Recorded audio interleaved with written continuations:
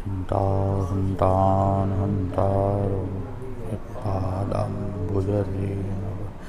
स्वीयानां तन्सचर्य प्रणमामि मुहुर्मुहुः यदनुग्रहतो यन्तु सर्वदुःखातिको भवेत् तमहं सर्वदा वन्दे श्रीमद्वल्लभनन्द अज्ञानतिमिरान्धस्य ज्ञानाञ्जनशलाकया चक्षुर्मीलितं येन तस्मै श्रीगुरवे नमः। नमामि हृदये शेष लीलाक्षीराब्धिशायिनं लक्ष्मीसहस्रलीलाभिः सेव्यमानं कलाननं चतुर्भिश्च त्रिभिस्तथा षड्भिर्विराजते योऽसौ पञ्चधारदे।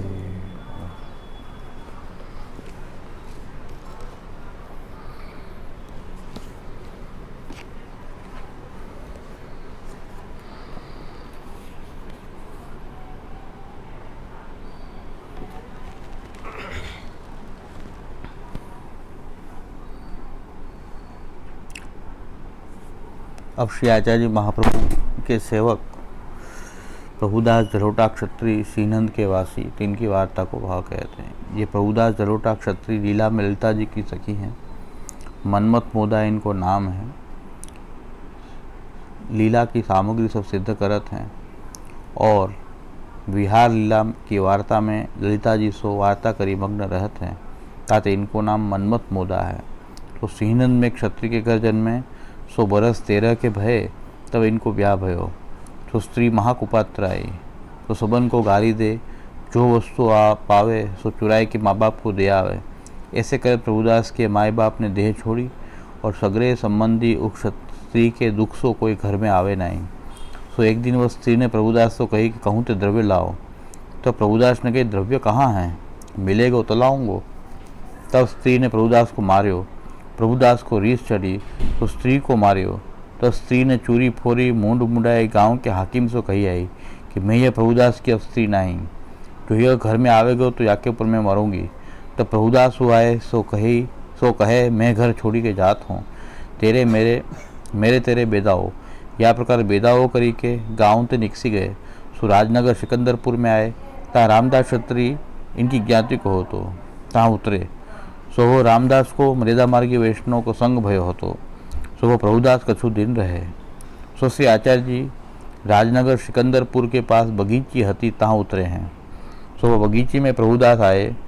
सो श्री आचार्य जी को दर्शन करी के मन में यह आई जो इनके सेवक हुए। तब श्री आचार्य जी सो विनती करी, महाराज मोको सेवक करिए कृपा करी के। तब श्री आचार्य जी ने कही कि तेरे रामदास मर्यादा मार्गी को संग है अतः हमारे सेवक मती हो।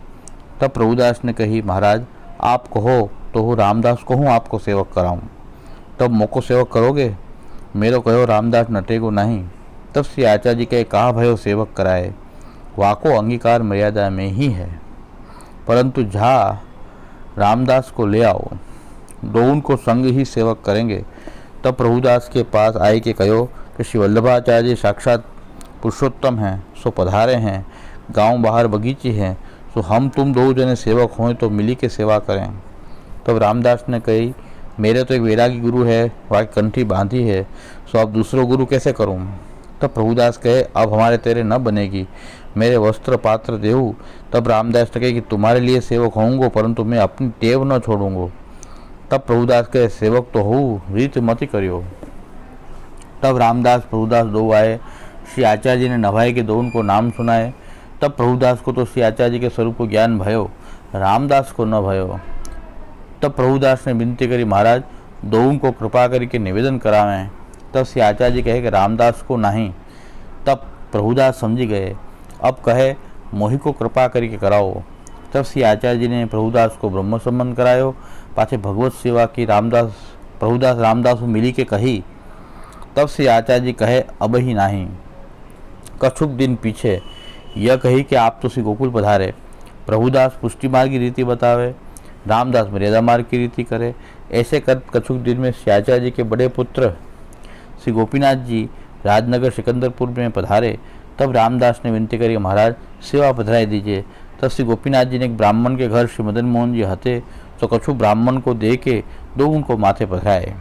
पाछे श्री गोपीनाथ जी अडेल पधारे। सो रामदास मर्यादा मार्ग की रीति आवाहन विसर्जन पूजा की रीति करे।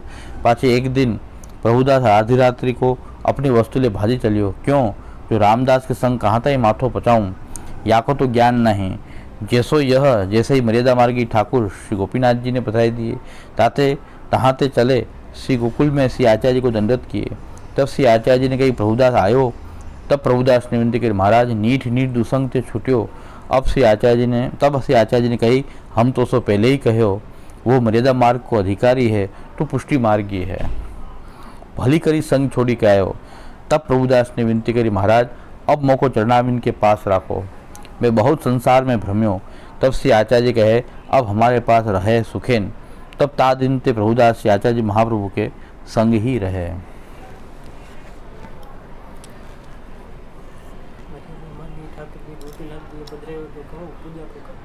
पूजा प्रकार ઠાકોરજીને મર્યાદા માર્ગી કહેવાનું તાત્પર્ય એટલે કે એની જે પદ્ધતિ જે પૂજાની જે છે મર્યાદા માર્ગી છે। એટલે यहाँ ઠાકોરજીનું સ્વરૂપ તો મર્યાદા માર્ગમાં પણ બિરાજે, પુષ્ટિ માર્ગમાં બિરાજે, પણ ઠાકોરજીમાં કોઈ ભેદ ન થઈ શકે।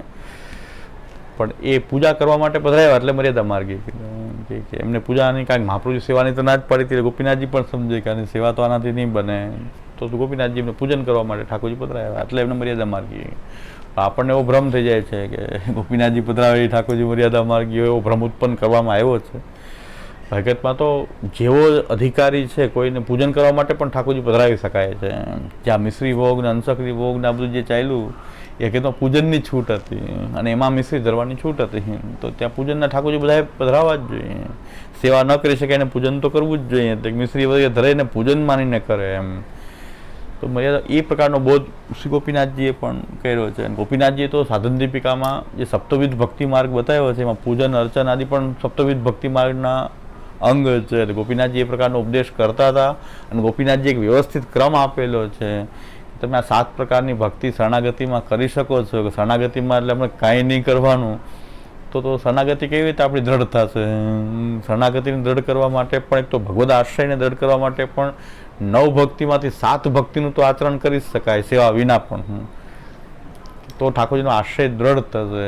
તો એવું અહીં મર્યાદા માર્ગી ઠાકોરજી પધરાવવાનું તાત્પર્ય એટલે કે ઠાકોરજીમાં મર્યાદા કે પુષ્ટિ ભેદ ન હોઈ શકે, પણ સેવાની પદ્ધતિ જે પૂજાની જે પદ્ધતિ મર્યાદા માર્ગી હોય તો ત્યાં ઠાકોરજી સ્વરૂપ પણ ત્યાં એ મહાત્મ્યથી બિરાજતું સ્વરૂપ એ મર્યાદા મહાત્મ્યથી બિરાજે, ત્યાં સ્નેહ ઓછો ને મહાત્મ્યનું એ વધારે હોય।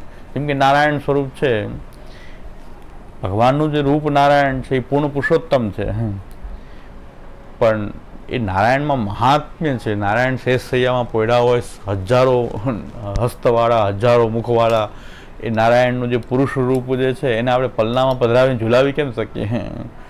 પુષ્ટિ ભાવથી એની સેવા ન થઈ શકે, મર્યાદા માર્ગી પૂજન તો કરી શકીએ। સ્વરૂપમાં કોઈ ભેદ નથી, કારણ કે આપણે કીર્તનમાં કીધું છે કે નીચે રાખ યશોદા મૈયા નારાયણ ઘર આવ્યો। ભગવાન જ્યારે નારાયણ રૂપ ધારણ કરે ત્યારે પોતાની પુરુષોત્તમતા તો સમાન રહે, પણ એનું મહાત્મ્યનું પાસું એવું હોય કે તમે એનું પૂજન કરી શકો, એને તમે સેવામાં ન પધરાવી શકો। એટલે એની બાલ ભાવથી કિશોર ભાવથી કેવી સેવા એ નારાયણ સ્વરૂપની ન થઈ શકે। એટલે મર્યાદા માર્ગી કહેવાનું તાત્પર્ય કે પૂજાની રીતે અને મહાત્મ્યથી એની પૂજન થઈ શકે, એટલે મહાત્મ્ય જ્ઞાનનો રોલ વધારે હોય, પણ ભગવત સ્વરૂપ તો ભગવત સ્વરૂપ જ છે, એમાં ભેદ કરવો ન જોઈએ કે ગોપીનાથજી પુષ્ટ કરી દે તો એ મર્યાદા થઈ જાય ઠાકોરજી, પણ ઠાકોરજીનો ભેદ નથી, પૂજા પદ્ધતિનો ભેદ છે મર્યાદા। એટલે શ્રી ગોપીનાથજી તો સપ્તવિધ ભક્તિ તો બતાવી જ છે, પણ શ્રી ગુસાઈજીએ પણ ભક્તિ અંશમાં એ આજ્ઞા કરી જ છે કે ભાઈ જ્યારે ઠાકોરજીને મર્યાદા ભાવથી મહાત્મ્યના ભાવથી પૂજન કરવામાં આવે ત્યારે ભગવાનનું જે રૂપ જે છે જો નિષ્કામ ભાવથી પણ કોઈ પૂજન કરતું હોય તો ત્યાં પુરુષોત્તમ બિરાજશે, પણ સકામ ભાવથી કોઈ એની પૂજા કરતું હોય તો અહીંયા વિભૂતિ રૂપથી પ્રભુ બિરાજે। એટલે ઠાકોરજીમાં આ રીતે, અને એને સ્વરૂપ પાછા કોઈ પુષ્ટિ ભાવથી, પ્રભુદાસ પાછા એ સ્વરૂપની પુષ્ટિ રીતે સેવા કરતા, જ્યારે પ્રભુદાસ સેવા કરે તો પુષ્ટિ રીતથી કરે, રામદાસ સેવા કરે આહ્વાન વિસર્જનથી કરે, તો આ રોજનો ક્લેશ ઉત્પન્ન થાય। આવી એક વાર્તા 252માં પણ છે કે એક વૈષ્ણવની છોકરી અને રામાનંદીનો સાથે લગ્ન થયા, તો એ ઠાકોરજીના શિંગાર કરે ત્યારે રામચંદ્રજીના ભાવથી કરે. આ સ્ત્રી જ્યારે કરે ત્યારે ઠાકોરજીની રીતે કરે. રોજ ઝઘડો થાય બેને, તો રોજ આ ઝઘડો થતો. એક વખત તો ઠાકોરજી પસંદ થઈ ગયા કે આખી જિંદગી ઝઘડો જ કરતા રહ્યા. ઠાકોરજી પસંદ થઈ ગયા કે તમે કંઈ લૌકિક જાણીને મારા જ ગુણગાન ગાયા, આ રામચંદ્રજીને ગુણગાન ગાયા. આ સ્ત્રી કે ઠાકોરજીના, ઠાકોરજી પસંદ થઈ ગયા. તો એ વાર્તા આપણે ત્યાં આવે છે કે ભાઈ આ બે રીત કરવામાં આવે ત્યારે આ તકલીફ તો થાય કે ભાઈ ઓલા મર્યાદા માર્ગથી કરે, પુરુષી માર્ગથી કરે. પણ મર્યાદા માર્ગમાં મહાત્મ્ય જ્ઞાન વધારે હોય, મર્યાદા માર્ગ છે. અને સ્નેહનો ભાગ જેમાં વધારે છે એ પુષ્ટિ છે. મહાત્મ્ય જ્ઞાન તો છે પણ સ્નેહ ત્યાં ઠાકોરજીમાં સ્નેહ સંયુક્ત કરવામાં આવે ત્યારે એ પુષ્ટિ રીત થાય. એવો અધિકાર તો રામદાસનો હતો નહીં, તો ગોપીનાથજી પણ એવી આજ્ઞા ન કરી કે તમે સેવા કરો. કારણ કે મહાપ્રભુજી જેને ના પાડી હોય એને ગોપીનાથજી કેવી રીતે આજ્ઞા આપી શકે સેવાની. પણ ઠાકોરજીના શ્યામદાદા આમાં એમ બતાવે છે કે રામદાસ અને પ્રભુદાસનો જો ઝઘડો ન થાય તો એ મર્યાદા માર્ગનો સંગ છૂટીને સેવા માર્ગમાં આગળ ન વધે. એમને આટલો વિરહ જે થવો જોઈએ વિરહ પણ ન થાય આ દુસંગને કારણે સતત. તો બેમાં ઝઘડો થવો આવશ્યક છે. તો ઝઘડો કોઈ આચાર્ય તો ન કરાવી શકે. આચાર્ય તો એમ આજ્ઞા કરે કે સિદ્ધાંત જ બતાવી શકે. આચાર્યના સ્વરૂપમાં કોઈ ઝઘડો કરાવવું એ આચાર્યનું કામ તો નથી. પણ ઠાકોરજી તો બધું કરી શકે. એટલે મદન મોહનજી ત્યાં પધારી અને બેનો ઝઘડો કરાયો. જ્યાં ઉદય એમ કે મદન મોહનજી પધાર્યા, મદન મોહનજી પધાર્યા, એ બેનો ઝઘડો કરાયો કે હવે તું તારો રસ્તો. ઠાકોરજી એવી લીલા કરી, એ પધારવાથી ઓલા આવવાનું વિસર્જન કરે. ઠાકોરજી ન પધાર્યા હોત તો બે સ્મરણ બે અલગ અલગ કરતા હોત તો કઈ વાંધો નથી. કઈ આ પુષ્ટિ લીલાનું સ્મરણ કરે આ મર્યાદા નહીં તો કઈ ક્લેશ ન થાય. પણ ઠાકોરજી પધાર્યા એટલે જ ક્લેશ થયો. બે વચ્ચે ઝઘડો થયો કારણ કે બેની રીત પૂજાની ને સેવાની એવા મેળ ન થાય. તો મદન મોહનજી પધારી અને રામદાસને મહાપ્રભુજી પાસે આગળ ભક્તિ માર્ગમાં આગળ વધારવાનો રસ્તો ઠાકોરજીએ કરી દીધો. જ્યારે ઠાકોરજીના ચરણારવિંદનો દ્રઢ આશ્રય કરીએ તો ઠાકોરજી તો કરતું અકર્તું અન્યથા કરતું બધી રીતે સમર્થ છે. તો ઠાકોરજી રસ્તો કરી શકે પણ આચાર્ય તો એમ કહી શકે ભાઈ ઉદાસીને સ્વયં કુર્યાદ. કોઈ ઉદાસીન છે તો તમે પોતે કરો. પ્રતિકૂલે ગૃહમ ત્યજેત. જો પ્રતિકૂળ હોય અને તમને સેવાનો બહુ દ્રઢ ભાવ હોય તો એ ઘરને છોડી દો. આચાર્ય એટલું કહી શકે. પણ ઠાકોરજી તો બધું કરાવી શકે, ઝઘડો એ કરાવી શકે. તો મદન મોહનજી પધારીને બેનો ઝઘડો કરાયો. એટલે એમ થઈ ગયું આનાથી હવે આ કાંઈક આની સાથે હવે આપણે રહી શકશું નહીં. એ મદન મોહનજીએ કૃપા કરી. ભગવાન ક્યારે ભક્તની વચ્ચે પ્રકટ થાય અને લીલા કરે એના કારણે નિરોધ સિદ્ધ થાય. આ પ્રભુને અવતારકાલીન લીલા આ જ છે ને કે પ્રભુ વચ્ચે પહેલાં પ્રકટ થઈ જાય, એમની વચ્ચે વિવિધ પ્રકારની લીલા કરે. એ લીલાને કારણે ભક્તો જે છે ભગવાનમાં આસક્ત થઈ જાય, પ્રપંચ વિસ્મૃતિ થઈને ભગવદ આસક્તિ થઈ જાય. તો મદન મોહનજી પ્રકટ થઈ ગયા ગોપીનાથજી દ્વારા અને એમની દ્રઢ આસક્તિ જે છે એટલે એમને વિરહ થયો કે સેવા વિના ક્યાં સુધી રહેવું. હવે બ્રહ્મ સંબંધથી વિરહ જાગૃત કરવો જ જોઈએ દરેકને. એ મહાપ્રભુજી આપ્યું બ્રહ્મ સંબંધ, તો વિરહની જાગૃતિ થવી જ જોઈએ. બ્રહ્મ સંબંધ મંત્ર આપણો વિરહ જગાવે કે આપણે કેટલા વખત પ્રભુથી દૂર રહ્યા છીએ, હજારો જન્મ. તો હવે ઠાકોરજીની વિના કેમ રહી શકાય એમ. તો એવો વિરહ જાગૃત કરવાની દીક્ષા જે છે એ આપણું બ્રહ્મ સંબંધ છે. એમને વિરહ થયો, મદન મોહનજીના પધારવાથી એમને અંદર એક વિરહ પણ થયો અને એ વિરહથી આગળ વધીને હવે એ નિરોધ સિદ્ધ થયો. કેવી રીતે યશ્ય વા ભગવત કાર્યમ યદા સ્પષ્ટમ ન દર્શ્યતે તદા વિનિગ્રહસ્તસ્ય કર્તવ્ય તે વિનિશ્ચય. જ્યાં સ્પષ્ટ કે પરોક્ષ રીતે કોઈ ભગવત સેવા સાથે સંબંધ ન હોય ત્યાં તો એમાંથી મન હટાવી દે, નિગ્રહ કરવો જોઈએ. એ કાર્યમાં આપણે જોડાવવું ન જોઈએ. એ નિરોધની સ્થિતિ છે. એટલે નિરોધની શરૂઆત થાય ત્યારે આપણને સમજાઈ જાય કે આપણું જીવન ભગવત સેવા માટે છે અને ભગવત સેવા ન નપતી હોય તેવું કોઈ કાર્ય આપણે એમાં આગળ વધવું જોઈએ નહીં. તો એ નિરોધની શરૂઆત છે. આપણે ભલે નિરોધની એક હાઈટ છે તો નિરોધની શરૂઆત તો આ છે જ કે હવે ઠાકોરજી વિના ના ચાલે અને ઠાકોરજીની સેવા માટે મારું આ જીવન છે.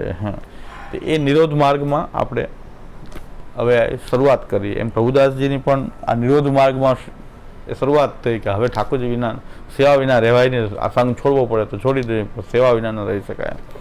તો એ અહીં આ નિરોધ લક્ષણ ગ્રંથની અંદર જે અને બીજું એક અંતઃકરણ પ્રબોધનો વિભાગ પણ એ છે કે એમાં સેવા માટે જ આ પ્રૌઢાપી દુહિતા યદ સ્નેહાન ન પ્રેષ્યતે વરે તદા એ પ્રકારની ભાવના કે આ દેહ જે પ્રભુની સેવામાં ન જોડાય તો ઠાકોરજીની પ્રસન્નતા નહીં થાય. એટલે આ દેહેન્દ્રિય પ્રાણ અંતઃકરણ પ્રભુની સેવામાં જોડવા જોઈએ. એટલે આ એક બોધામાંથી પ્રાપ્ત થાય છે. બીજું કે શ્રી કૃષ્ણ જે છે કે શ્રી કૃષ્ણ આપણે આપણા સેવ્ય પ્રભુ શ્રી કૃષ્ણ છે, એ કૃષ્ણની એક વિશેષતા શું બધા કરતા, બીજા કોઈ દેવી દેવતાના જે રૂપ કરતા શ્રી કૃષ્ણની વિશેષતા શું, એ આપણે ખાસ વિચારવી જોઈએ કે ભાઈ કૃષ્ણમાં વિશેષતા શું છે. રામચંદ્રજી પણ છે, શિવજી પણ છે, બધાએ ભગવાન પરબ્રહ્મ તો બધે રૂપ ધારણ કરે, મહાપ્રભુ આજ્ઞા કરે છે બ્રહ્મ એવું તાદૃશમ, પોતાની પરબ્રહ્મતા જે છે એ કૃષ્ણ રૂપમાં પ્રકટ કરી શકે તો શિવ રૂપમાં પ્રકટ કરી શકે, એવું નથી ન કરી શકે. અને શ્રી મહાપ્રભુજીનો સ્પષ્ટ સિદ્ધાંત છે કે બ્રહ્મ સર્વવ્યાપક હોવાથી એક એક કણ જે છે એ બ્રહ્મરૂપ છે, પણ કોઈ બ્રહ્મરૂપથી કોઈની ઉપાસના કરવામાં આવે નિષ્કામ ભાવથી કેવલ બ્રહ્મ પ્રાપ્તિ માટે, એ બ્રહ્મરૂપે કોઈની ઉપાસના કરો તો ત્યાં બ્રહ્મ પ્રકટ થઈ જાય, બ્રહ્મના બધા જ ધર્મો સચ્ચિદાનંદ જે છે એ પ્રકટ થઈ અને મુક્તિ થઈ જાય. આ ઉપાસના મહાપ્રભુજી દરેક માર્ગ બતાવ્યા છે. મહાપ્રભુજી એવું નથી ખાલી પુષ્ટિ ભક્તિ માર્ગનું નિરૂપણ કર્યું, મહાપ્રભુજીએ મર્યાદા ભક્તિ માર્ગે બતાવ્યો છે, યોગ માર્ગે બતાવ્યો છે, સાંખ્ય માર્ગે બતાવ્યો છે, શિવની ભક્તિનો માર્ગે બતાવ્યો છે, વિષ્ણુ ભક્તિનો માર્ગે બતાવ્યો છે, બીજા કયા કયા માર્ગો શું શું છે એ પણ આપે સર્વનિર્ણયમાં એ વિસ્તારથી દરેક માર્ગનું સાધન, દરેક માર્ગનું ફલ, એનું કર્મ માર્ગનું, જ્ઞાન માર્ગનું, ઉપાસના માર્ગનું. તો એવી રીતે બ્રહ્મ તો બધે જ સમાન જો હોય તો કૃષ્ણમાં પણ કોઈ વિશેષતા સિદ્ધ થતી નથી. પણ કૃષ્ણને આપણે ભજી રહ્યા છીએ તો કંઈક કૃષ્ણ પ્રત્યે આપણો કંઈક વિશેષ ભાવ હોવાના કે નહીં તો બ્રહ્મરૂપ તો શિવજી પણ છે, બ્રહ્મરૂપ તો જગત પણ છે, તો બ્રહ્મરૂપે બધાની સમાનતા છે. પણ જ્યારે આપણે શ્રી કૃષ્ણ કહીએ છીએ ત્યારે કંઈક વિશેષતાને કારણે આપણે શ્રી કૃષ્ણને ભજીએ છીએ. પરબ્રહ્મ તું કૃષ્ણ એ આપણો મૂળભૂત સિદ્ધાંત છે કે પરબ્રહ્મ જે છે એ શ્રી કૃષ્ણ છે. તો પરમ બ્રહ્મ શ્રી કૃષ્ણને ભજવાનો આપણો જે સિદ્ધાંત જે છે, તો કૃષ્ણમાં એક તો આપણી ભાવગત કંઈક કૃષ્ણ પ્રત્યેની આસક્તિ, કે આપણો ભાવનું પોષણ જ કૃષ્ણ જ કરી શકે. આપણી અંદર જે પુષ્ટિ ભાવ છે એનું પોષણ એક તો કૃષ્ણ સિવાય બીજા કોઈ દેવ રૂપ કે બીજા કોઈ બ્રહ્મના રૂપ જે છે કરી શકે નહીં. અને બીજી એક કૃષ્ણના એક સ્વરૂપગત વિશેષતા છે, પોતાની પ્રમેયની, કૃષ્ણની પોતાની વિશેષતા છે. એક આપણા ભાવગત કે આપણે આપણા જે ભાવનું પોષણ છે એ શ્રી કૃષ્ણ જ કરી શકે, એટલે આપણે શ્રી કૃષ્ણને ભજીએ છીએ, કૃષ્ણને સેવીએ છીએ. કારણ કે શિવજીને બ્રહ્મરૂપે તેની ઉપાસના થઈ શકે, ચાલો, પણ શિવજીને પલના ઝુલાવવું, ઈંડોરા ઝુલાવવું, શિંગાર ધરાવવું, એમના શિંગારે અલગ પ્રકારના, કે આપણા શિવજીના ભક્તોને એના શિંગાર ધરાવવા ગમતા હોય, પણ આપણે જ્યારે આપણા પ્રકારથી જ્યારે ભજલીલાના ભાવથી કે આપણો એ ભાવનું પોષણ કરી શકે એવું સ્વરૂપ જે છે તો શ્રી કૃષ્ણ જ હોઈ શકે. કારણ કે એ પ્રકારની શિંગાર, એ પ્રકારની સેવા, એ પ્રકારના રાગભોગ શિંગાર, આપણી અંદર જે કંઈ ભાવ છે કૃષ્ણને ભજવાનો, એ ભાવનું પોષણ શ્રી કૃષ્ણ કરી શકે. બીજા દેવરૂપોમાં એ આપણો ભાવ પોષિત ન થાય, એટલે આપણે કૃષ્ણને ભજીએ છીએ.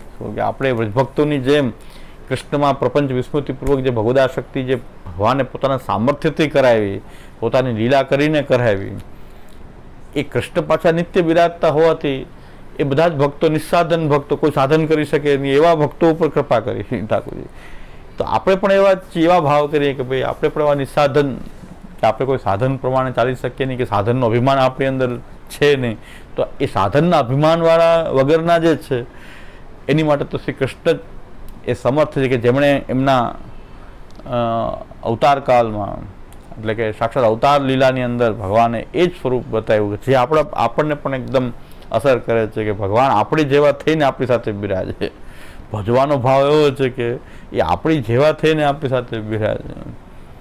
શિવજીએ જો બિરાજે તો ભૂત પ્રેત ને એવા બધા એમનો ગણ બધો એવો જ છે, તો ભાઈ જેને એ રીતે અનુકૂળતા આવતું એમનું તો એને શિવને ભજી. આપણને એ રૂપ અનુકૂળ ન આવે, આપણને કૃષ્ણનું જ રૂપ જોઈએ કે જે કૃષ્ણ તો પાછા એવા છે કે બધા સાથે બધા જેવા થઈ ગયા. હા, ગોપ બાળકો સાથે ગોપ બાળકો જેવા, યશોદાજીમાં પુત્ર જેવા, તો ત્યાં પોતાનું સર્વ મહાત્મ્ય જે તિરોહિત કરીને એ બિરાય જાય. તો એ કૃષ્ણને આપણે એક ભાવનું પોષણ જે છે કે આપણે પણ એવી વ્રજભક્તોની જેમ ભગવાનને સ્નેહ કરવાનો ભાવ ધરાવીએ છીએ. આપણી અંદર પણ પ્રભુને એ રીતે ભજવાનો જે ભાવ છે એ કૃષ્ણ જ પોષણ કરી શકે એમ છે, એટલે આપણે કૃષ્ણને ભજીએ છીએ. બીજી વિશેષતા એ છે કે કૃષ્ણની પોતાની વિશેષતા સ્વરૂપની એવી છે કે જેમાં પરબ્રહ્મતા સ્પષ્ટ અનુભવમાં આવે. શ્રી કૃષ્ણની પરબ્રહ્મતા એ સ્પષ્ટ અનુભવમાં આવે. દરેક ચરિત્રમાં આપણે જોઈએ તો શ્રી કૃષ્ણનું પરબ્રહ્મ રૂપ જે છે એ સ્પષ્ટ આવે. મુખારવિંદમાં આખું બ્રહ્માંડ દર્શન કરાવે છે, અર્જુનને પોતે વિરાટ રૂપ થઈને દર્શન કરાવે છે. તો પરબ્રહ્મતા પોતાના સ્વરૂપમાં આપણે પ્રકટ કરીને બતાવી છે, એ એક વિશેષતા છે. અને બીજું એ છે કે બીજા જે રૂપો જે છે એનું એક એના પુરાણોમાં તો એમને પરબ્રહ્મ તરીકેનું વર્ણન છે, પણ કૃષ્ણ એવા છે કે ખાલી ભાગવતમાં જ એને પરબ્રહ્મ પરમાત્મા કીધા એવું નથી. ઘણા પુરાણોની અંદર, સ્કંદ પુરાણમાં, પદ્મ પુરાણમાં, બૃહદ વામન પુરાણમાં, બ્રહ્મવિવર્ત પુરાણમાં, હરિવંશ પુરાણમાં, મહાભારતમાં, ગીતાજીમાં, બધી જગ્યાએ કૃષ્ણને પરબ્રહ્મ કહેવાય. આ એક વિશેષતા, એક સ્વરૂપગત વિશેષતા બીજા કોઈ રૂપમાં નહીં જોવા મળે. કૃષ્ણના રૂપમાં આપણે જોઈએ તો કૃષ્ણને તો ખાલી ભાગવત પુરાણ, જો કૃષ્ણનું પુરાણ, શિવ પુરાણ શિવજીનું છે, દેવી પુરાણ જે છે દેવી ભાગવત છે એ દેવીનું પુરાણ છે, વામનજી, દરેક અવતારના જે પુરાણોમાં વર્ણિત જે રૂપ જે છે તો એમાં એ પરબ્રહ્મ, એમાં એમનું વર્ણન પરબ્રહ્મ તરીકે થાય છે. અને પરબ્રહ્મ એ રીતે પ્રકટ થઈ શકે, સર્વરૂપે એ પ્રકટ થઈ શકે. કૃષ્ણના રૂપ સિવાય પણ એની પરબ્રહ્મતા તો પ્રકટ કરી શકે, પણ આપણી અંદર રહેલા જે પુષ્ટિ ભાવો છે એનું પોષણ કરવું એ કૃષ્ણ જ કરી શકે. અને કૃષ્ણની પરબ્રહ્મતા પાછું કેવલ ભાગવતથી નહીં, સર્વશાસ્ત્રોથી કૃષ્ણની પરબ્રહ્મતા સિદ્ધ થઈ શકે. એક એની સ્વરૂપની વિશેષતા છે કે પરબ્રહ્મે પોતાનું આ રીતનું રૂપ પ્રકટ કર્યું છે શ્રી કૃષ્ણના રૂપમાં. અને શ્રી કૃષ્ણનો અર્થ પણ સદા આનંદ છે, જે નિરવધિ આનંદ યુક્ત જે છે, આનંદો બ્રહ્મેતિ વેદાનંદ. તો કૃષ્ણનો અર્થ જ સદા આનંદ થાય, સદા આનંદ એ શ્રી કૃષ્ણનો અર્થ થાય. એટલે આપણા ઠાકોરજી પરમ બ્રહ્મ પરમાત્મા ભગવાન શ્રી કૃષ્ણ છે. એટલે એ કૃષ્ણના 5 પાસાને આપણે સમજી લેવા જોઈએ કે જ્યારે એ કૃષ્ણ જે છે એ સર્વત્ર બિરાજે છે, સર્વત્ર વ્યાપક છે, કણ કણમાં વ્યાપક છે, તો એનું એક બ્રહ્માત્મક રૂપ છે. કૃષ્ણની પોતાની બ્રહ્માત્મક રૂપ એવું છે કે વ્યાપક છે. હવે એ બ્રહ્મરૂપને આપણે ભજી ન શકીએ પણ જાણી શકીએ, એ જાણવાનું રૂપ છે કે સર્વને આપણે બ્રહ્મરૂપ જાણીએ. જેમ કે શ્વાન શુકર પણ બ્રહ્મ તો છે, એમાં આપણે એમ ન કહીશું, પણ એને ભજી ન શકાય. બ્રહ્મ હોવા છતાં આપણે ભજી ન શકીએ કે આપણે સ્નાન શૃંગાર ન કરાવી શકીએ, કારણ કે એ આપણે એક અંશ તરીકે આપણી અંદર એવો કોઈ સામર્થ્ય નથી કે આપણે એ રીતે ભગવાનને ભજી શકીએ, ભગવાનને એક મૂળ રૂપમાં જ ભજી શકીએ. આવા રૂપોમાં આપણે ભજી ન શકીએ ભગવાનને, પણ છતાં જાણી તો શકીએ કે સર્વ બ્રહ્માત્મક છે. પ્રભુનું જ આ બધું ઊંચ નીચ રૂપ બધા એના જ રૂપ છે, એ જાણી શકાય. એટલે બ્રહ્મનું રૂપ જે છે જ્ઞેય રૂપ છે. એટલે કૃષ્ણનું જ એક પાસું બ્રહ્મ છે. કૃષ્ણ છે એનું એક પાસું બ્રહ્મ છે, બીજું પાસું છે પરમાત્મા છે. એ સર્વના જીવાત્માની અંદર એ પ્રવિષ્ટ થાય અને એનું સંચાલન, પ્રેરણા, સાક્ષી, પ્રેરણા, એ બધું રૂપ જે છે નિયંતા એ અંતર્યામી છે. એ દરેકના જીવાત્માની અંદર બિરાજે છે ભગવાન, એ અંતર્યામી રૂપથી બિરાજે. તો અંતર્યામી આપણી સાથે ને સાથે હોવાથી અને અત્યંત પ્રિય જે છે, બધી પ્રિયતા એનામાંથી જ આવી રહી છે. આપણને કોઈ વસ્તુ પ્રિય લાગે છે એ અંતર્યામીના કારણે લાગે છે, કે અંતર્યામીથી આપણને એવી આનંદ એનો જે છે એ આપણને કંઈક વસ્તુને પ્રિયનો ગુણ, પ્રિયતાનો ગુણ છે એમાંથી જ આવી રહ્યો છે. એટલે શાસ્ત્રમાં કીધું છે કે અંતર્યામી જે છે સૌથી પ્રિયતમ રૂપ જે છે અંતર્યામી છે, કે આપણો સૌથી પ્રિયમાં પ્રિય હોય તો અંતર્યામી. એના કારણે આપણને બધી વસ્તુ પ્રિય લાગે છે. એટલે પ્રિયતાનો સ્ત્રોત જે છે આખો એ અંતર્યામી છે. એટલે અંતર્યામીને આપણે સ્નેહ કરી શકીએ છીએ, પણ અંતર્યામીને ભજી તો નહીં શકાય, કારણ કે અંતર્યામી તો અંદર બિરાજી રહ્યો છે. અને ભજવું કેવી રીતે? ભજે તો બહાર બિરાજીને પ્રકટ થાય તો. અંતર્યામી આપણને પોતાનું દર્શન પણ નથી આપતા, પણ અનુભવમાં આવે છે અંતર્યામી છે શાસ્ત્રથી. એ શાસ્ત્રથી અનુભવમાં આવી રહ્યા છે અંતર્યામી બિરાજે છે, પણ અંતર્યામીનું દર્શન નથી થતું આપણને. નથી એનું દર્શન થતું, નથી સ્પર્શ થતો, નથી, તો એની સેવા કેવી રીતે થાય? તો એને સ્નેહ કરવાનું રૂપ છે. અંતર્યામીમાં સ્નેહ છે આપણને, કે આપણો અંતર્યામી છે આ. પણ એ શ્રી કૃષ્ણ જ આપણા અંતર્યામી રૂપે બિરાજી રહ્યો છે. કૃષ્ણ બ્રહ્મ રૂપે સર્વવ્યાપક છે, એ જ કૃષ્ણ અંતર્યામીના રૂપમાં અંદર બિરાજી રહ્યો છે. તો હવે એને ભક્તિ કરવી હોય, ભજવું હોય તો એક ભગવાનનું રૂપ જોઈએ. ભક્તિ કરવા માટે ભગવાનનું રૂપ જોઈએ. નવધા ભક્તિ કરવા માટે ભગવાન કોની આપણે ભક્તિ કરી રહ્યા છીએ? તો નવધા ભક્તિ કરવાનું જે રૂપ જે છે ભગવાન શ્રી કૃષ્ણ, એ ભગવાન શ્રી કૃષ્ણ અવતાર કાળમાં નહીં પણ એ એના નિત્યધામમાં પણ, એ ગોલોકધામ વ્યાપી વૈકુંઠમાં તો નિત્ય લીલામાં એ બિરાજી રહ્યો છે. અને એનું શ્રવણ, કીર્તન, સ્મરણ આદિ નવધા ભક્તિ આપણે એ કરી શકીએ. તો એના માટે ભગવાનનું રૂપ જોઈએ. ભજવું હોય તો ભગવાન જોઈએ, તો ભજવા માટે ભગવાન જોઈએ. અને એનાથી આગળ હવે જઈએ તો શ્રી કૃષ્ણ જે છે ભગવાન અને શ્રી કૃષ્ણ એ વ્યાપી વૈકુંઠની બદલે એ અવતાર કાળમાં એ પરબ્રહ્મ અખંડ અને પૂર્ણ રૂપે જ્યારે ભક્તોની વચ્ચે પ્રકટ થાય અને ભક્તોના ઉદ્ધાર માટે પ્રકટ થાય ત્યારે મહાપ્રભુજી કહે છે શ્રી કૃષ્ણ છે. ઓલા ભગવાન શ્રી કૃષ્ણ જે અવતારકાલીન કૃષ્ણ જે છે એ ભગવાન તો નિત્ય એના ધામમાં બિરાજે, પણ એ ધામને લઈને આખા વ્રજમાં અને વૈકુંઠ ધામ પ્રભુએ સ્થાપિત કરી દીધું અને પોતે ભક્તોની વચ્ચે પધાર્યા. એ શ્રી કૃષ્ણ રૂપ છે. હવે એ શ્રી કૃષ્ણ તો ભાઈ સારસ્વત કલ્પમાં પ્રકટ થયા, પણ એ પુનઃ પાછા શ્રી મહાપ્રભુજીએ આપણને પાછા એ શ્રી કૃષ્ણનો મિલાપ કરાવ્યો બ્રહ્મ સંબંધથી અને સેવા પધરાવીને.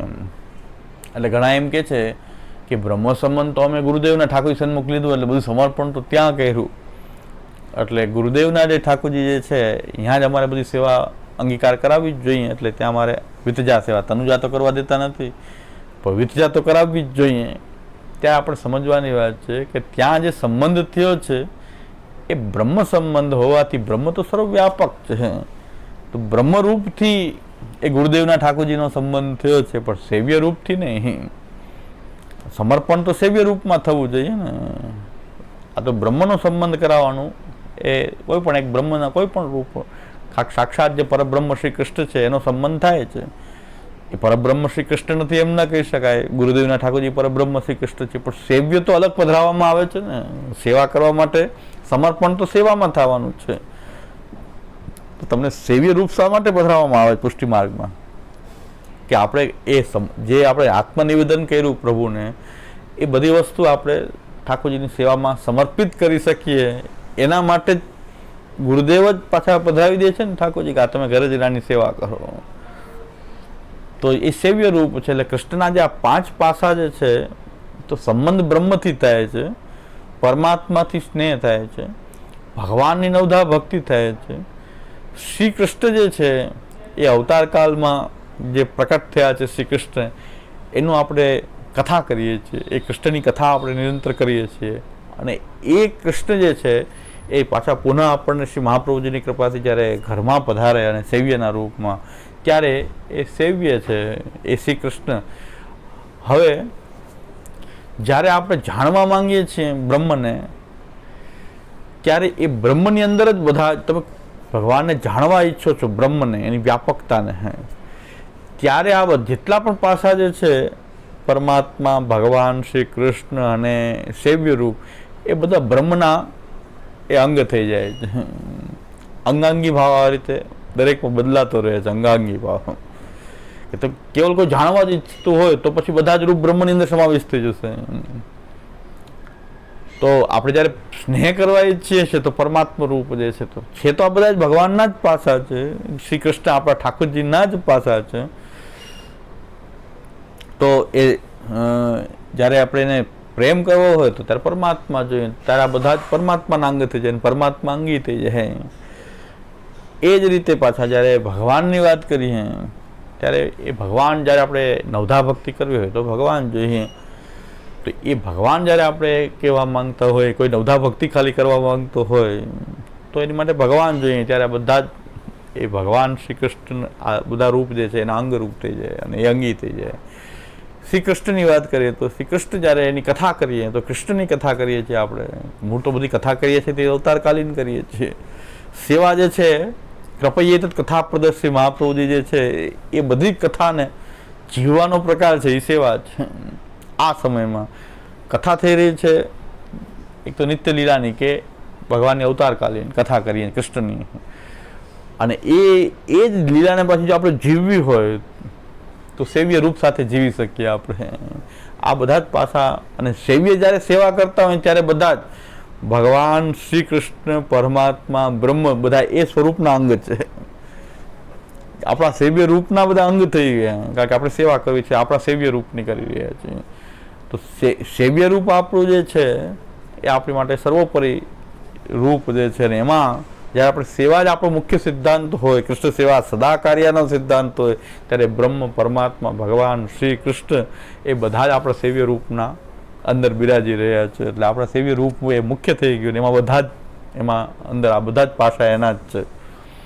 કોઈ બીજાના ઠાકોરજી પધારે તે આપણા સેવ્ય નથી, પણ આપણે શું જોઈ રહ્યા છીએ કે આપણા ઠાકોરજીનું જે શ્રી કૃષ્ણ રૂપતા જે છે એ એમાં પણ છે. જે આપણા ઠાકોરજીની કૃષ્ણ રૂપતા છે એટલે એ જ પ્રમાણેની સેવા થવી જોઈએ.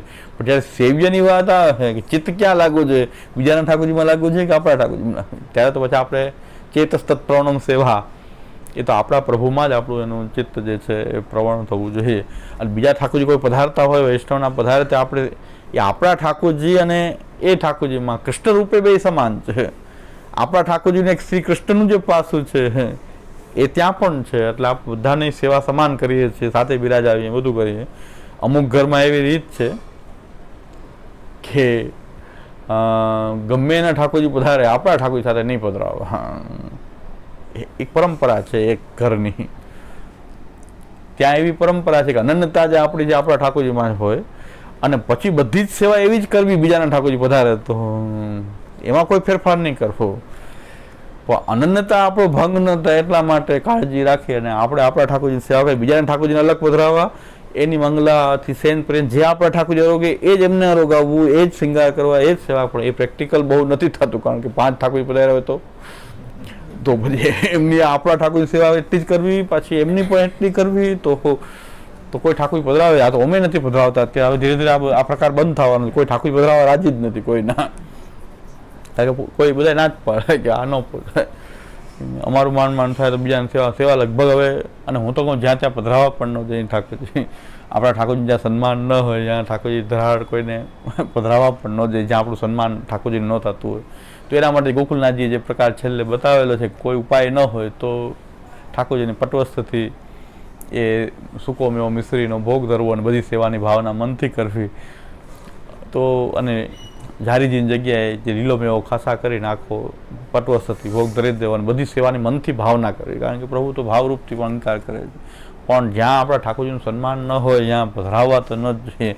કાં આપણને એ વ્યક્તિને કઈ પ્રકારથી સેવા વગેરે કરે કે એમનો કોઈ પરિચય ન હોય, ત્યાં પણ ન પધરાવવા જોઈએ. કારણ કે સર્વસ્વધન આપણું આ છે, તો એ કાળજી તો રાખવી જ જોઈએ. પણ અમુક ઘરની અંદર એક જ ઘર ખાસ કરીને આપણે ઉલ્લેખ ન કરવો, એનું નામ ઉલ્લેખ ન કરવું, એમને ત્યાં એવી રીત છે, પરંપરા છે કે અનન્યતા જ આપણા પ્રભુમાં જે છે એવી બીજામાં ન હોય. એટલા માટે આપણે ત્યાં તો બધા ઠાકોરજી સાથે બિરાજે, સાથે સેવા થાય, અને કંઈ અલગ કરવાની કંઈ જરૂર નહીં. જે આપણા ઠાકોરજી અરોગે એની સાથે જ અરોગે. એટલે કોઈ જાતનો કોઈ આટલી બધી સરળતા હોવા છતાં આપણા ઠાકોરજી કોઈ વૈષ્ણવ એકબીજા ઠાકોરજી પધરાવવામાં શું વાંધો આવે? બહુ તકલીફ થાય બધાને કે ઠાકોરજી પધરાવવાનું વાત આવે ત્યાં જે કાંઈ કરવાનું નહીં. આપણા ઠાકોરજી સાથે કદાચ શિંગાર ન થઈ શકે તો મુંડા માલા ધરાવી દેવામાં આવે. ઓઢાવા વગેરેની અલગ વ્યવસ્થા ન હોય તો ઝાંપીજી લઈને તો આવ્યા જ હોય. એ ઝાંપીજી તો એમને પધરાવીને આવ્યા જ હોય. કોઈ કાંઈ વ્યવસ્થા ન હોય તેમાં પોઢાવી દેવા. પણ આપણો વૈષ્ણવ ધર્મ એવો છે કે એકબીજાનો જે આ તે સેવા આપણે સાચવવી જોઈએ. એટલે જ એક વૈષ્ણવ મર્યાદી વૈષ્ણવ છે, વારંવાર યાદ કરું છું, એની કાયમ વિશિષ્ટ ઠાકોરજી બિરાજતા હતા, કોઈ ના જ ન પડતા. પણ દુરુપયોગી કરતા લોકો એ પહોંચી ગયા. પણ એની ઘરે કાયમ હું જાતો હોઉં, વર્ષમાં 3-4 વખત તો ક્યાંક ને ક્યાંક ઠાકોરજી ભોગ ધરવા વગેરે પધરાવતા, તો 10-15 ઠાકોરજી બિરાજતા જ હોય, 10-15 ઠાકોરજી બિરાજતા જ હોય. એ કે ઘણા પછી વાતો પૂછ્યા પછી પાછા 15 દી આવતા નથી. હું કોઈ ના ન પણ ઠાકોરજી પધરાવી જાઓ, જેને કોઈને ના નહીં. હવે એવાય દુર્લભ થઈ ગયા કે ભાઈ મારે ક્યાં કંઈ વધારાનું કરવું છે, મારા ઠાકોર અરોગે એ જ અરોગે, સ્નાન શૃંગાર કાંઈ ના કરાવું કે મારાથી બને નહીં.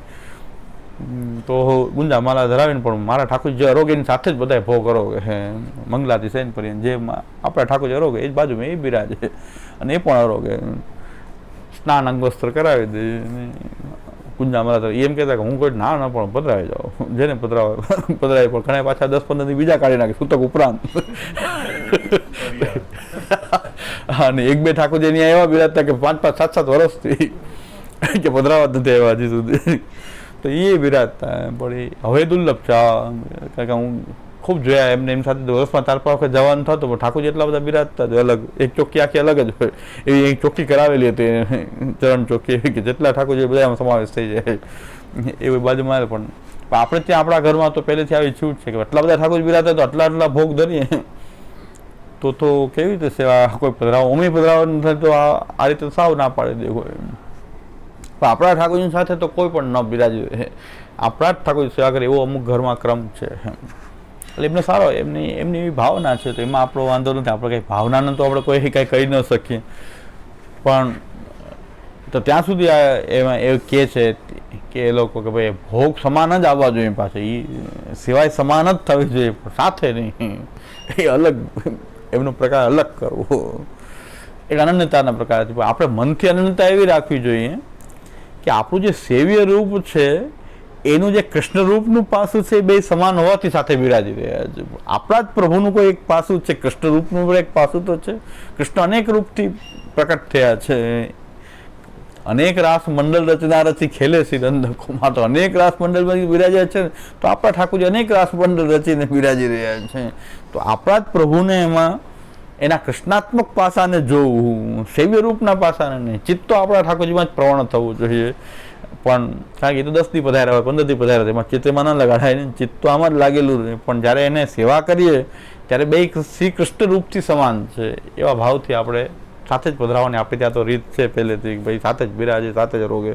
ભલે કોઈ મિશ્રી પણ ધરતું હોય કે પૂજન પણ કરતું હોય, અને મને તો કોઈને પુષ્ટ કરેલા ન હોય, પણ કૃષ્ણનું કોઈ રૂપ હોય તો સાથે બિરાજવામાં મને કંઈ વાંધો લાગતો નથી. એમાં પછી આપણે ત્યાં સિદ્ધાંતવાળામાં પણ બે મત છે કે પુષ્ટ ન કરેલા હોય તો એને નહીં પધરાવવા, સાથે તો ન જ પધરાવવા, અલગ રાખવા. આપણે સિદ્ધાંતવાળા ગોસ્વામી બાળકોમાં પણ બે પ્રકાર તો છે કે એમનો મત એવો છે કે ભાઈ પુષ્ટ કરેલા ન હોય તો એની સાથે, પણ મેં કીધું કૃષ્ણનું રૂપ હોય એટલે પર્યાપ્ત છે, પુષ્ટ કરેલું હોય કે ન હોય. તદરૂપમ તત્ત સ્થિતમ, મહાપ્રભુ જે આજ્ઞા કરે છે કે આ કૃષ્ણનું તો રૂપ છે એ ક્લિયર હોવું જોઈએ કે કૃષ્ણ કે માતાજી કે ગણપતિજી ન હોય, એ પણ કૃષ્ણનું રૂપ છે તો પછી આપણને વાંધો ન હોવો છે કે પુષ્ટ કરેલા છે કે ન કરેલા.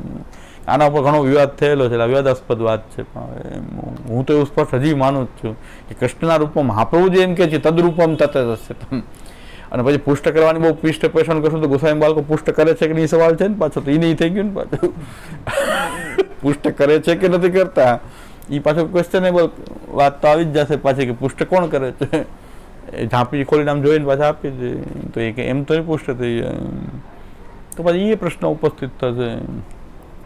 અને ઠાકોરજીની બાજુમાં ઝારી ને બંટા ને ગાય ને પોપટ ને મોર ને બધું પધરાવીએ છીએ આપણે, કોઈ પુષ્ટ કરતા દરેક વસ્તુ ક્યાં પુષ્ટ કરી છે, બાજુમાં બિરાજે પુષ્ટ કરવું પડે. તો કૃષ્ણના રૂપમાં શું આપણને વાંધો, સાથે બિરાજીએ તો શું વાંધો. એટલે મારો મત તો એવો જ છે કે ભાઈ કૃષ્ણના રૂપમાં તો મહાપ્રભુ કહે છે કૃષ્ણ બિરાજે જ છે, તો કૃષ્ણ રૂપ કોઈ હોય ને પુષ્ટ કરેલું કદાચ કોઈને ન હોય ને સેવા કરતા હોય તો પણ આપણે ઠાકોરજી સાથે બિરાજે તો કંઈ વાંધો નહીં. આપણે તો પણ કૃષ્ણાત્મક પાસાના રૂપથી એને સેવા કરીએ છીએ ને 5-10 દી 15 દી, આપણે બીજો તો સંબંધ શું છે. સેવ્ય રૂપ તો આપણા પ્રભુ જ છે, ચિત્ત તો આપણા પ્રભુમાં જ પ્રવણ રાખવાનું છે, આપણા ઠાકોરજીમાં જ પ્રવણ રાખવાનું છે. એટલે ઘણી જગ્યાએ એવો ક્રમ છે કે ભાઈ સેવા આપણા ઠાકોરજીને કરવી, સ્મરણ શ્રીનાથજીનું કરવું. તો હવે જે ઠાકોરજીની સેવા કરીએ છીએ એનું સ્મરણ નહીં કરીએ તો સ્નેહ કેવી રીતે આપણા પ્રભુમાં અનંતતા અને સ્નેહ કેમ થશે કે સ્મરણ શ્રીનાથજીનું કરવું, સેવા ઠાકોરજીની કરવી. એ પણ મને બહુ મગજમાં બેસતું નથી, કારણ કે આપણા ઠાકોરજી શ્રીનાથજી બન્યા છે એમ આખો તો બધી જગ્યાએ આપણા ઠાકોરજીનું દર્શન થતા હતા, એ સ્નેહ ઠાકોરજીમાં જ વધશે આપણા પ્રભુમાં, કે આપણા પ્રભુ જ કોઈ લીલા કરી રહ્યા ત્યારે શ્રીનાથજી કહેવાય. એ જ્યારે આ રીતની નિકુંજના દ્વાર ઉપર ઠાળા રહીને શ્રેષ્ઠ ઊંચો આપણા ઠાકોરજી લાલા ન હોય પણ શ્રેષ્ઠ ઊંચો કરીને જ્યારે નિકુંજના દ્વાર ઉપર ઠાળા રહી જાય તો એ શ્રીનાથજી આપણે એને કહીએ. જ્યારે ગિરિરાજજીને ધારણ કરીએ તો શ્રી ગોકુલનાથજી કહી દે, વેણુનાથ કરે તો આપણે એ ઠાકોરજીને મદન મોહનજી કે ગોકુલ ચંદ્રમાજી કહીએ.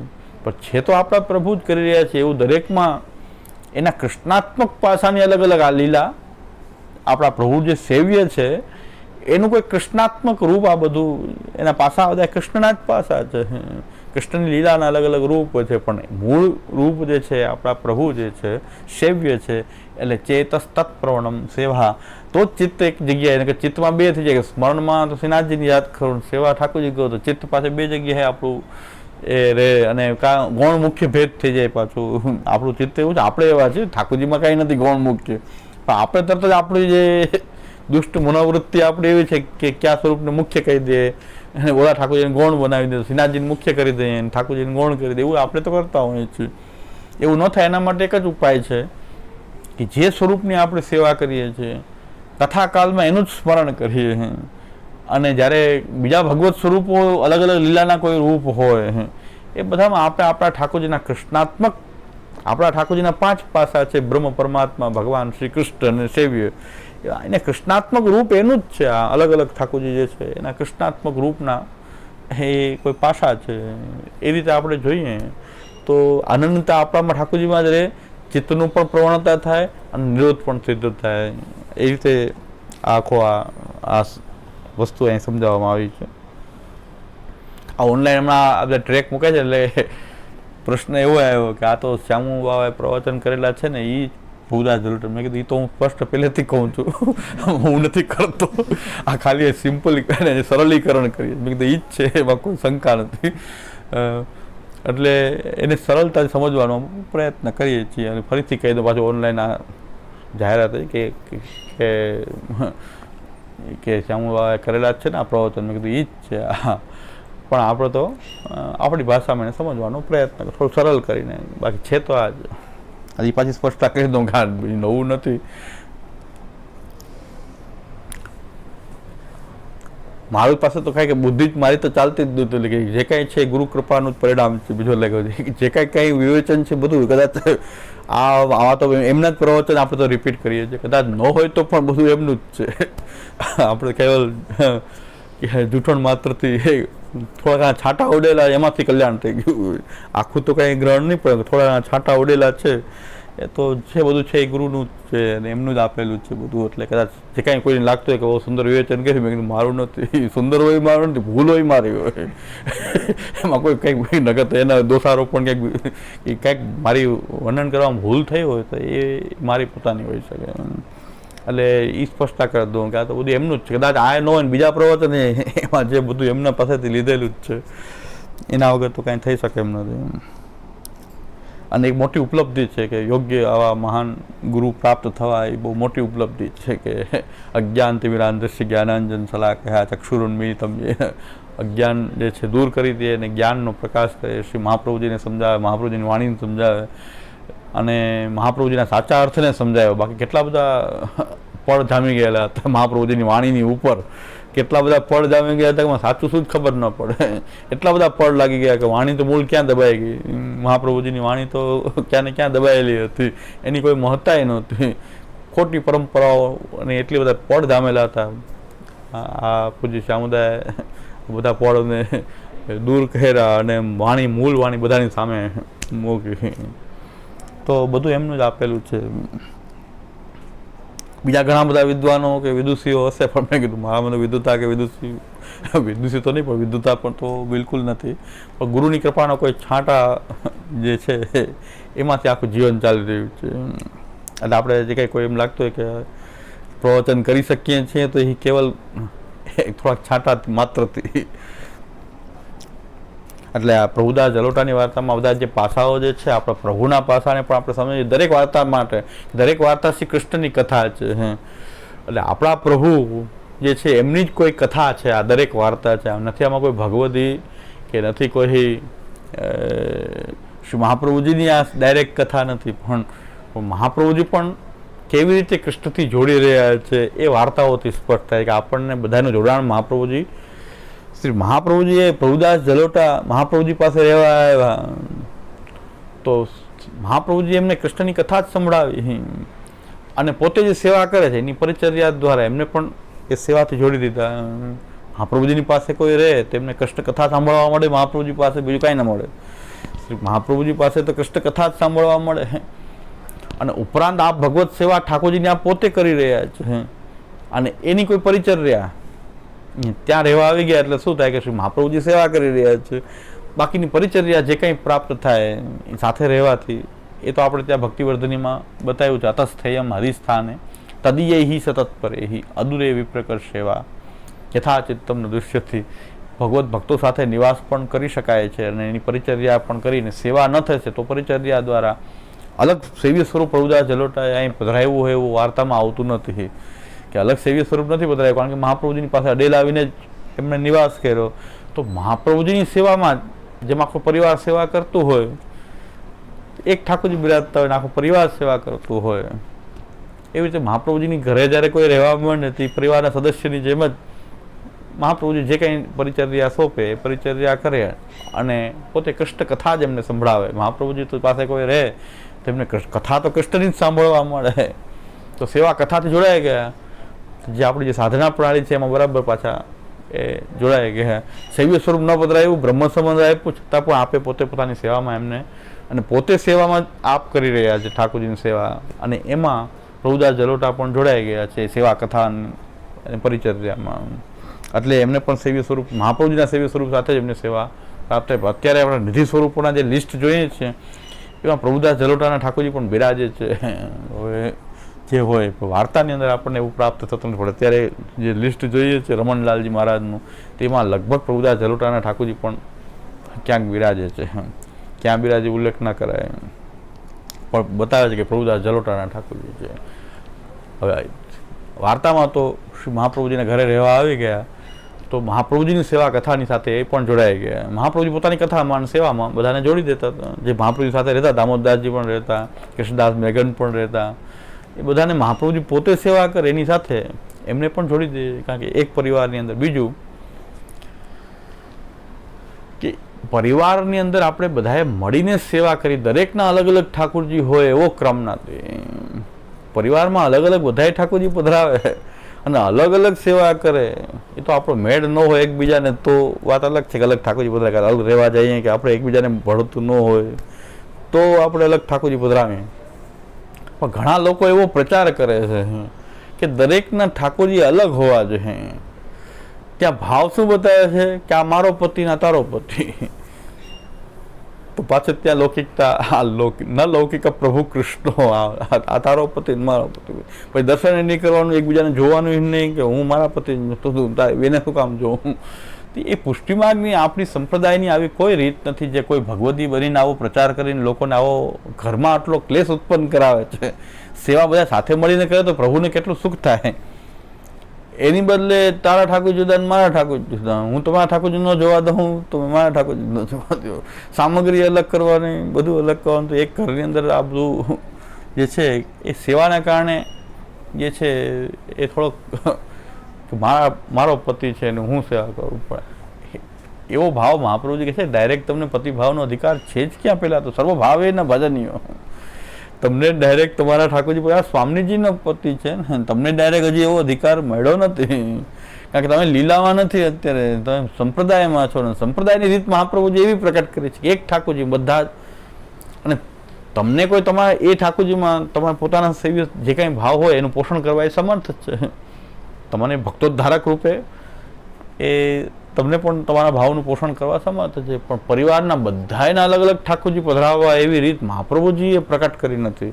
મહાપ્રભુજી બધા એક સાથે મળી એ સ્વરૂપની સેવા એ કરવી. જેમ ઠાકોરજી જ્યારે અવતાર કાળમાં પ્રાકટ્ય લીધું ત્યારે એક જ કૃષ્ણ હતા અને એની સાથે વ્રજભક્તો બધા મળીને એ સ્વરૂપની સેવા કરતા હતા. તો આપણા પરિવારમાં જો વ્રજાધીપ હોય પ્રભુ, તો પરિવારના સભ્યો પણ આપણા કોઈ વ્રજભક્તો જ છે. બધા એવી ભાવના કેમ આપણે સ્થાપિત ના કરીએ કે આપણે એ પ્રભુની સેવા જેમ નંદાલયમાં ઠાકોરજી બિરાજે અને બધા વ્રજભક્તો સેવા કરે છે, ત્યાં બધી કુમારિકાઓ પણ ત્યાં સેવા કરે છે.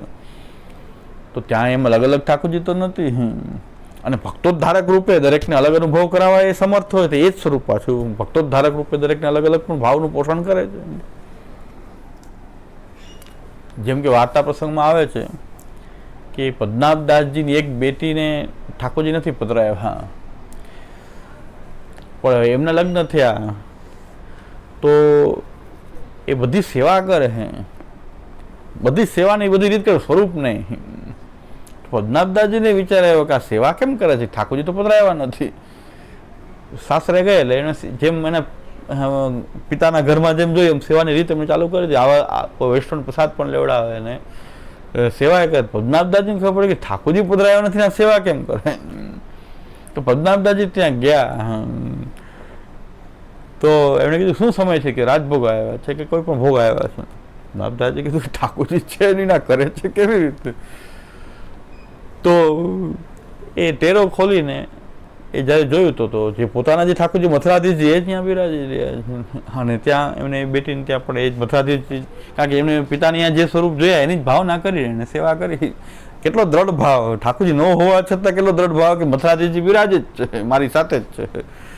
તો એક સ્વરૂપ ભક્તોદ્ધારક રૂપે તો અનેક જગ્યાએ બિરાજે સમર્થ છે. તમારો અલગ અલગ ભાવ છે, અલગ ભાવની પોષણ તો કરશે, પણ એમાં અલગ અલગ ઠાકોરજી જે પધરાવવાનો જે પ્રકાર છે એ મહાપ્રભુજી કરેલો પ્રકાર નથી. આ ઘર ઘરમાં ક્લેશ ઉત્પન્ન થાય સેવાથી. ક્લેશ કેટલો ઉત્પન્ન થાય કે દર્શન એકબીજાને ન કરવા, એકબીજાનું બધું સાહિત્ય અલગ રાખવું, સેવા સામગ્રી અલગ કરવી, આવો પ્રકાર ચાલે છે. મને જાણવામાં આવ્યું. પણ એ સંપ્રદાયનો પ્રકાર તો સાથે મળીને સેવા કરવાનો. આપણે બધા એક જ સ્વરૂપમાં પણ આપણે બધા પરિવારમાં સાથે રહીએ છીએ. તો ઠાકોરજીની કોઈ પણ સેવા બધી જ એટલી જ બધી અલૌકિક છે, અપરાકૃત છે, આનંદમય છે. કે તમે સોનીની સેવા મળતી હોય કે શિંગારની સેવા મળતી હોય કે રસોઈની સેવા મળતી હોય કે મંદિર વસ્ત્ર કરવાની સેવા મળતી હોય, બધી સેવા તો સેવા જ છે. પણ આપણા બધા સ્વરૂપો સાથે મળીને સેવા કરીએ તો પ્રભુને સુખ થાય. કોઈ ફૂલની માળાજી સિદ્ધ કરે, કોઈ કીર્તન કરે, કોઈ સામગ્રી કરે, કોઈ ભોગ ધરે, કોઈ બીજી સેવા કરે, પાત્ર માંજે. તો આ બધો આ મહાપ્રભુજી આવો ક્રમ બધા મળીને કરે. અને કદાચ તમારો બહુ ભાવ દ્રઢ જ છે તો ભક્તોદ્ધારક રૂપે તમને અલગ પણ અનુભવ કરાવવા એ પ્રભુ જ સમર્થ છે. કારણ કે પદ્મનાભદાસજીની વાર્તા પદ્મનાભદાસજીને એમ થયું કે આ છોકરી સેવા કેવી રીતે કરે? ઠાકોરજી પધરાવીને ગઈ નથી અને સસરાલમાં બધી સેવા કરે છે.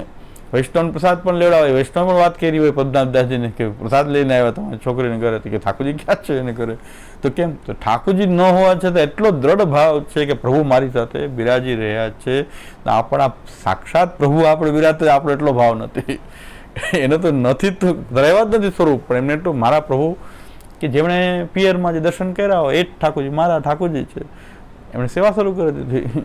અહીંયા નથી પોસ્ટ કરાવ્યા, નથી ગુસાઈજીની આજ્ઞા લીધી કે મહાપ્રભુજીની આજ્ઞા લીધી, એમણે સેવા ચાલુ કરી દીધી. તો આવો દ્રઢ ભાવ એમનો, એમના પુત્રીનો, પદ્મનાભદાસજીની એક પુત્રી કે એમણે यहाँ પણ મથુરાધીશ જ બિરાજતા હતા. પદ્મનાભદાસજી ટેરો ખોલ્યો તો મથુરાધીશ બિરાજતા અને અરોગતા હતા મથુરાધીશ. પદ્મનાભદાસજી આ તો મથુરાધીશ જ લીલા કરી છે, બે જગ્યાએ જ બિરાજે. ત્યારે એમ થયું કે નહીં, ખરેખર પદ્મનાભદાસજીની બેટી તો આવી જ હોવી જોઈએ. એક તુલસા તો હતા જ જે સાથે રહેતા હતા, અને બીજા બેટી હતા એનું લગ્ન થઈ ગયા હતા, તો ત્યાં એ જ પ્રભુ બિરાજતા હતા. તો એક કલાવત છે ને ભગવાન તો અનેક જગ્યાએ પ્રકટ થવા સમર્થ છે. પણ આવો ક્રમ બધું લોકો ભગવદીઓ બતાવે, ભગવદી બનીને જે લોકો બેઠા હોય છે આવી શિક્ષા આપતા કે તારો પતિ કહેવાય, આ મારો પતિ કહેવાય, બધા અલગ અલગ રાખવાનું. તો એ તો સ્વામીજીના પતિ છે, આપણો તો સર્વભાવ એને ભજનીય ઉજાદી. આપણે તો સર્વાત્મ ભાવથી એને ભજવાનું છે. પ્રભુ કૃપા કરીને જ્યારે દાન કરશે, કોઈ લીલામાં તમે ડાયરેક્ટ ઇન્વોલ્વ થાઓ અને પ્રભુ તમને એવું સ્વામીજી રૂપ તમને પણ સૌભાગ્ય આપે ત્યારની એ વાત છે. પણ તમે ડાયરેક્ટ મહાપ્રભુજી કહે છે કે આ રીતે સેવા શરૂ કરવાની નથી. સેવા તો સર્વભાવથી કરવાની છે. સર્વભાવનો અર્થ છે કે બ્રહ્મ પરમાત્મા, ભગવાન અને ભક્તિભાવને અનુકૂળ પતિ પુત્રાદિ ભાવ, એ બધા સાથે એ બધી ભાવથી આપણે ઠાકોર. તમે પતિ માનશો તો પુત્ર નહીં માનો? લૌકિક પતિ પાછો પુત્ર ન થઈ શકે. આને તો પુત્ર ભાવ પલના ઝુલાવશો ને કે નહીં, અમે તો પતિ માઈને હવે શું કામ પલના ઝુલાવીએ? તો રસાભાસ ઉત્પન્ન થશે. મહાપ્રભુજીની સેવાની પદ્ધતિ જ આવી નથી કે જેમાં તમે આવા કોઈ ભાવ મનગઢત પોતાના ભાવનું સ્થાપન કરી શકો, એવી સેવાની પદ્ધતિ નથી. ભક્તિભાવને અનુકૂળ પતિ પુત્રાદિ ભાવ, એમાં પ્રભુનું મહાત્મ્ય જે છે તમે ભૂલો નહીં. બ્રહ્મ પરમાત્મા ભગવાન એ હોવાનું ભૂલો નહીં. અને કોઈ પતિ પુત્રાદિ ભાવ તમારી અંદર પ્રભુ પ્રત્યે થાય તો એ ભાવ પણ પ્રભુમાં કરી શકાય, ન કરી શકાય એવું નથી. પણ એમાં પ્રભુનું મહાત્મ્ય ખંડિત ન થાય. સેવા માર્ગની કોઈ આપણી જે રીત છે, મહાપ્રભુજીનો ભાવ, આપણો ભાવ કરવા જાય પણ મહાપ્રભુજીનો ભાવ ખંડિત થઈ જાય. જે સર્વભાવ એને ભજનીઓ પ્રજાધિપા જે મહાપ્રભુજીનો ભાવ છે કે તમને બધા, તમે કૃષ્ણનો કોઈ એક ભાવથી જ્યારે કૃષ્ણને તમે ફિક્સ કરી દો ત્યારે રસ પ્રકટ થાય પણ રાસ ન થાય. રસાનામ સમૂહ થાય તો રાસ થઈ જાય. સર્વાત્મ ભાવ તમે એને પુત્ર રૂપે પણ આનંદ, વાત્સલ્યનો પણ આનંદ લ્યો, એનો માધુર્યનો પણ આનંદ લ્યો. જે ભક્તો એ બધી લીલાનો આનંદ લીધો છે, એ બધી જ લીલાનો આનંદ શું કામ ન લેવો કૃષ્ણનો? તો કૃષ્ણને સર્વરૂપે આપણે સર્વભાવથી ભજીએ એ મહાપ્રભુજીની સાધના પ્રણાલી છે. પણ જ્યારે કોઈ લીલા પ્રવેશ થઈ જાય ને એમાં કોઈ પ્રભુ કોઈ દાન કરે, કોઈ વિશેષ ભાવ, એ વાત અલગ છે. પણ આપણે શરૂઆતથી જ આપણે એમ કહેશું કે સેવા આમ જ કરવાની, બધાના ઠાકોરજી અલગ અલગ રાખવાના. એટલે આ એક ખાસ સમજવાની કે મને એક ધ્યાનમાં આવ્યું એટલે કહી દઉં કે આવું મેં જોયું. તમે કીધું મહાપ્રભુજીની આવી રીત નથી. ભગવદીઓ બધા અલગ અલગ માર્ગ પોતાનો પ્રકટ કરતા હોય છે. સાચા ભગવદીની આધુનિક ત્યારના કે હવે એમને શું મગજમાં સુરાતન ચડે, કંઈક નવું કરવું. બધાને એમ થાય કે હું કંઈક નવું પ્રવર્તન કરું. મહાપ્રભુજી કરેલું જ છે એને જ તમે બતાવો ને, નવું કરવાની જરૂર નથી. મહાપ્રભુજી કરી દીધું, તમે શું નવું પ્રકટ કરવાના છો? તો એટલે આવું બધું ચાલે છે. એટલે એ ન થવું જોઈએ. એટલે કોઈને ઉપર એમાં કોઈ દોરવાઈ ન જાય. એટલે પાછું આ કહું છું કે આ રેકોર્ડિંગ આપણે પાછું વાયરલ કરીએ છીએ ને, એટલે આ ખાસ કહી દઉં કે આવું થયું છે અને લોકો કરી રહ્યા છે. એના કારણે ઘણો બધો ઘરમાં ડિસ્ટર્બન્સ ઉત્પન્ન થાય છે. પણ હવે મહાપ્રભુજી તો આવું કરાયું નથી. કોઈ મહાપ્રભુજીને બ્લેમ કરશે કે તમારી સેવા પદ્ધતિ આવી કે ભાઈ આમાં તો મારા ઘરમાં તો આ અલગ ઠાકોરજી, આ ઠાકોરજી અલગ, આ ઠાકોરજી, આના ઠાકોરજી અલગ. કમસે કમ આપણે પરિવારને મળીને સેવા કરી શકીએ એ રીતની સેવા આપણી છે કે બધા પરિવાર સહિત મળીને બધામાં આપણે વ્રજભક્તોનો ભાવ રાખીએ. સર્વેશામ પ્રભુ સંબંધો ન પ્રત્યેકમ ઇતિ સ્થિતિ. શ્રી ગુસાઈજીમાં આજ્ઞા કરી છે કે ભાઈ કોઈનો મહાપ્રભુજી એમાં આજ્ઞા કરી રહ્યા છે. શ્રી ગુસાઈજી સમજાવે છે કે શ્રી મહાપ્રભુજી એમાં આજ્ઞા કરે છે કે આપણો મુખ્ય ને આપણા પરિવારનો ગૌણ સંબંધ એમ આપણે ક્યારેય ન માનવું જોઈએ. કારણ કે આપણે બધાનું નિવેદન કરવાથી બધાને ભગવત સંબંધ તો સમાન જ થયો છે. એટલે આપણા ઠાકોરજી જે છે મહાપ્રભુજી કમસે કમ પરિવારમાં તો છૂટ આપી છે કે સાથે મળીને સેવા કરી શકીએ આપણે. એના સિવાય અનાત્મીયને દર્શન કરાવવાનો વગેરેનો પ્રકાર નથી. પણ કમસે કમ પરિવાર સાથે એક ઘરમાં રહીએ અને ઠાકોરજી કદાચ તમારા અલગ પધરાવેલા હોય, તમારા ભાવનું કોઈ સ્વરૂપ હતું, પણ એ બે સ્વરૂપ સાથે બિરાજીને સેવા થઈ શકે ને. કદાચ તમને એમ લાગે કે મને કંઈક મારા ભાવનું કંઈક એક સ્વરૂપ કે મને આ બાલ સ્વરૂપ છે, તો મને કંઈક કિશોર અવસ્થાનું કોઈ સ્વરૂપમાં આસક્તિ છે, તો મારે પધરાવા છે, તમે પધરાવો. પણ સાથે પધરાવીને તમે સેવા તો સાથે કરી શકો ને. જે બે સ્વરૂપ લાલન હોય કે એક ઠાડું સ્વરૂપ હોય લાલન હોય, તો બે સાથે બિરાજીને કેમ સેવા ન થઈ શકે? કેમ ફરજિયાત બધા ઠાકોરજી અલગ અલગ રાખવાના? એ મહાપ્રભુજીની કોઈ સાંપ્રદાયિક એવી કોઈ રીત નથી. આપણે તો ક્યાં આપણી પાસે ભાવ જ છે. પેલી વસ્તુ આપણે પતિ પુત્રાદી ભાવ ભલે કહેતા હોય, પણ આપણો ભાવ જ ક્યાં છે? આપણી અંદર તો પેલા ખબર છે કે ભાવ જ નથી. પેલી વસ્તુ તો ભાવ તો વ્રજભક્તોમાં અને મહાપ્રભુજી ગુસાઈજીમાં છે ને. આપણે તેમની કાનીથી આપણને સન્મુખ થઈએ ઠાકોરજી. શા માટે એવું માનીએ આપણે કે મારી અંદર કંઈક ભાવ છે? આપણો ભાવ તો એ ભાવના કરતાં કરતાં એ કંઈક ભાવ આપણી અંદર સ્થિર થશે. સેવા કરતાં કરતાં ભક્તોના ભાવની ભાવના કરતાં કરતાં કોઈ ભાવ આપણી અંદર પ્રકટ થશે. અત્યારે તો એવું માની લેવું કે મારી અંદર કોઈ પતિભાવ અને પુત્ર ભાવ બહુ પ્રકટ છે, તો એ ભાવ આપણે મહાત્મ્ય જ્ઞાનપૂર્વક સર્વતોધિક સુધીર સ્નેહની મર્યાદામાં કરવો જોઈએ. એ સર્વભાવ સાથે જોડવું જોઈએ. પણ બ્રહ્મ પરમાત્મા ભગવાન શ્રી કૃષ્ણ તો છે જ. તમારો પુત્ર કે પતિ થઈ ગયો એનો મતલબ કે યશોદાજીનો પુત્ર થોડો મટી ગયો છે. તમે પોતાને ઠાકોરજીનો પુત્ર માનો, પણ યશોદાજીનો પુત્ર તો એ કઈ મટી નથી જવાનો. એ ભૂલા વગર જો તમે પોતે પુત્ર માનતા હો તો સર્વભાવ છે. સર્વભાવ અંતર્ગત પુત્ર ભાવ છે. આ એક આપણા માર્ગની જે બારીકાઈ છે સિદ્ધાંતની, એ પણ સમજી લેવી બહુ આવશ્યક છે. તો અહીંયા સુધી રાખીએ.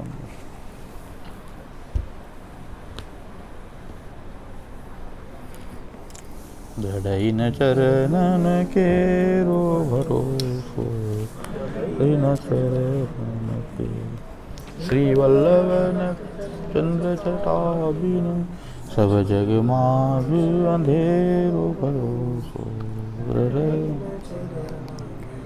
સાધન યોર નહીં આંકલી में जासु सूर्य कहा कहे दिव्ययांधरो बिना मोल को चेरो भरो. हृदय चरणन केरो भरोसो. श्री वल्लभाई, श्री गोपीनाथ जी, श्री गोसाई जी परम